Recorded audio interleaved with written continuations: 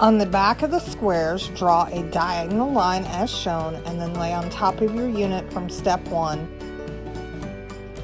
We're going to sew right beside that line we drew on the outside edge where I pointed. Press the square back and double check that everything is lined up appropriately and your square is covering your block as shown. Then trim 1/4 of an inch away from your sewn line.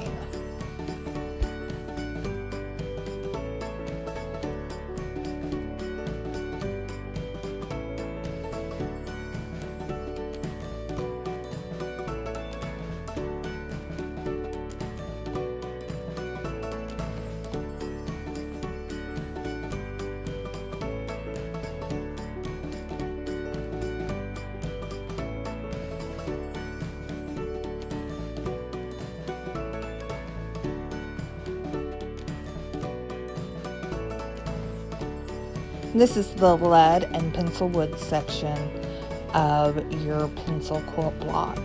You should have plenty of room at the top so that when you sew this into a block or into a quilt, that your pencil lead will remain sharp and not be blunted.